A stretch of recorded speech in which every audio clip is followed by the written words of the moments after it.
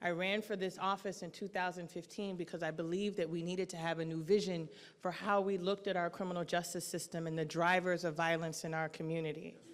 I promised then that I would run this office differently than anyone who had run it before.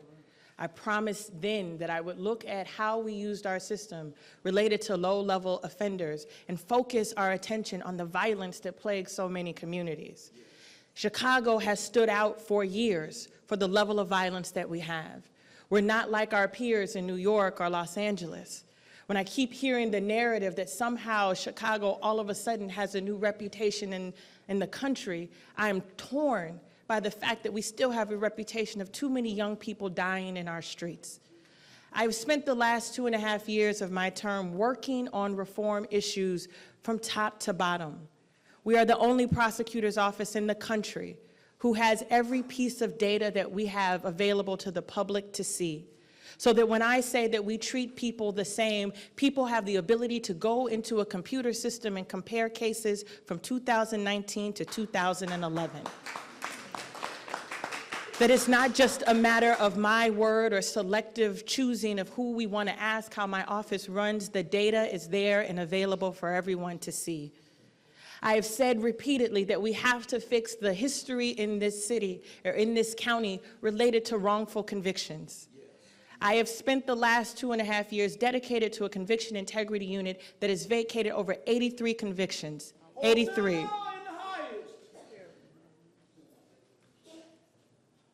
I have worked to make sure that men and women who were wrongfully accused were able to get their lives back, including 58 men and women who sought or had convictions from a corrupt police officer.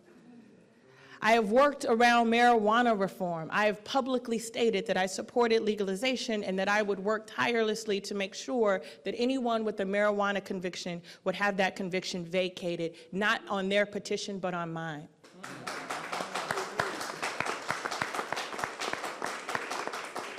It has been a true honor and privilege to serve in this role for the last 2.5 years, that the last 2.5 weeks have seemed the strangest to me. The men and women of the Cook County State's Attorney's Office are some of the best and brightest lawyers you will ever see. In the time period from the time Justice Smollett was charged until the time that his case was dismissed, there were 2,900 cases that the Cook County State's Attorney's Office handled. Of the 2,900 cases that have not received the attention that this case has, there were 7 homicide victims. There were 5 aggravated criminal sexual assault victims. There were actually 58 aggravated batteries to police officers. And every day, those men and women went in and handled those cases with the same level of dignity and honesty and integrity that you as the taxpayer would expect. The last 2.5 weeks and the attacks on the credibility of me and my office. Again, I recused myself from the Smollett case out of an abundance of caution. But what most people haven't talked about is I did that under the advisement of our first ever chief ethics officer. We never had an ethics officer in Cook County. What I wanted to make sure when I started my term was that any decision that I made, even the appearance of impropriety, would be vetted by someone other than myself. What hasn't been talked about was that chief ethics officer is a former federal prosecutor who came straight from the U.S. Attorney's Office, who's advised me in the entire way. What I've said continuously when I recused myself from this case was that I was not involved. Now, despite not being involved in this case and understanding the questions that people have about it, I am again availing myself to an independent review of how we handled this case because it is owed to the public because that is the question that is asked.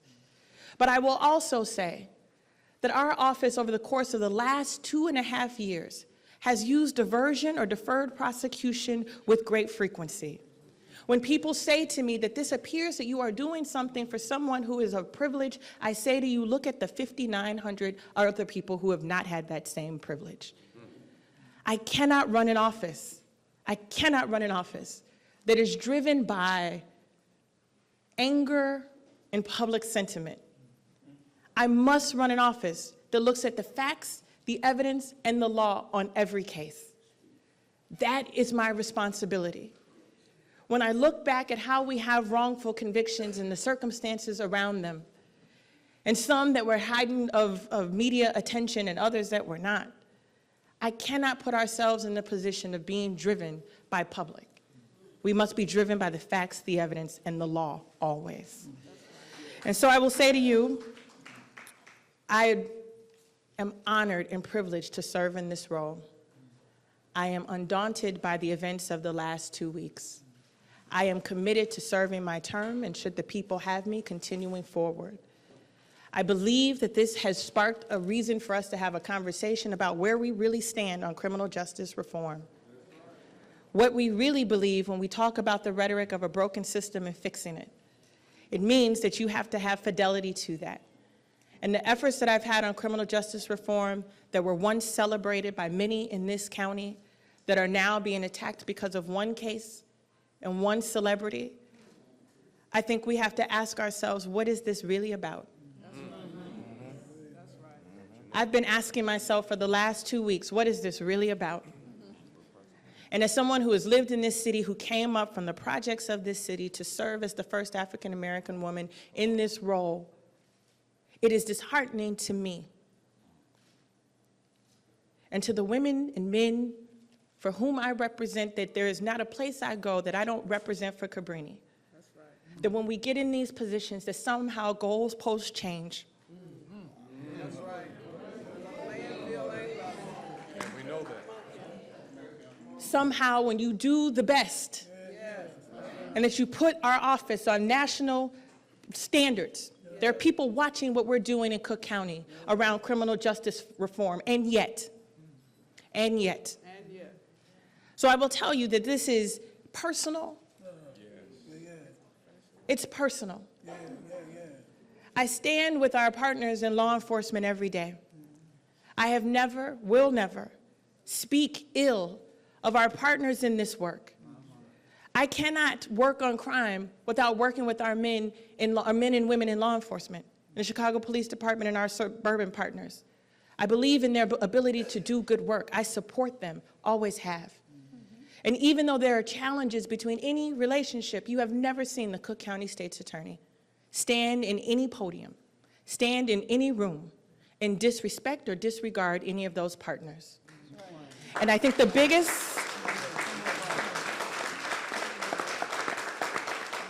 biggest disappointment for me has been watching that happen this way. There's a level of professionalism and respect that this office has always maintained. And that same level of professionalism and respect that I will continue to hold. But we need to have an honest conversation, Cook County. We need to have an honest conversation about our commitment to criminal justice reform and fairness, and making sure that we don't treat cases differently because of one celebrity. Because I can assure you that the people of Cook County State's Attorney's Office doesn't. I thank you very much.